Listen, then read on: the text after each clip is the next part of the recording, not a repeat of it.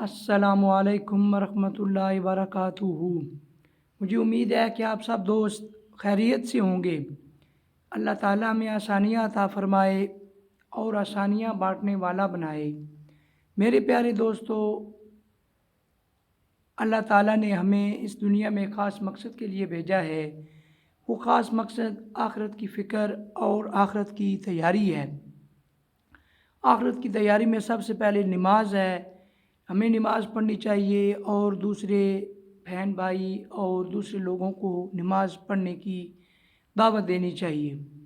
میرے پیارے دوستو، رزق کا ذمہ اللہ تعالیٰ نے خود لیا ہے۔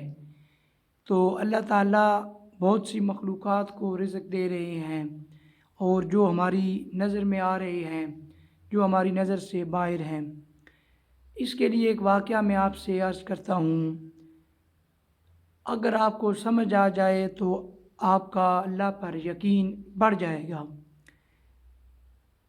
ایک دفعہ حضرت موسیٰ علیہ السلام نے اللہ تعالیٰ سے عرض کی کہ اے پیارے اللہ، اگر یہ دنیا آپ کے مخالف ہو جائے، آپ کا کہنا نہ مانے، تو آپ اس دنیا کے ساتھ کیا کریں گے؟ تو اللہ تعالیٰ نے فرمایا کہ اے موسیٰ، یہ تو ہو ہی نہیں سکتا کہ یہ دنیا میرے کہنا ماننا چھوڑ دے۔ تو حضرت موسیٰ علیہ السلام نے فرمایا کہ فرض کریں ایسا ہو جائے۔ ایسا ہو نہیں سکتا، لیکن اگر ہو جائے تو آپ کیا کرو گے؟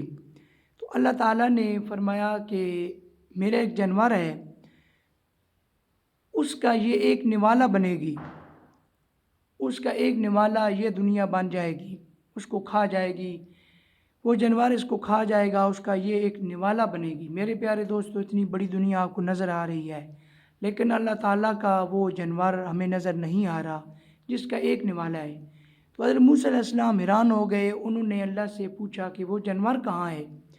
تو اللہ تعالیٰ نے فرمایا کہ وہ اپنی چراگاہ میں چر رہا ہے۔ تو اس سے یہ ثابت ہوا، تو حضرت موسیٰ علیہ السلام نے پوچھا کہ وہ چرگاہ کہاں ہے؟ تو اللہ تعالیٰ نے فرمایا کہ وہ میرے علم میں ہے۔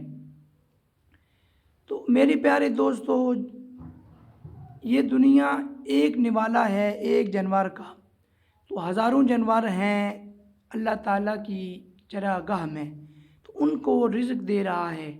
تو ہمارا یقین بہت کمزور ہے۔ ہم ہماری نظر دنیا پر ہے جو نظر آ رہی ہے۔ تو میرے پیارے دوستو، ہمیں اللہ تعالیٰ کی عبادت کرنی چاہیے جس طرح اس کی عبادت کرنے کا حق ہے۔ تو رزق کا ذمہ اس نے خود لیا ہے۔ ہاں، کوشش ہمیں کرنی چاہیے۔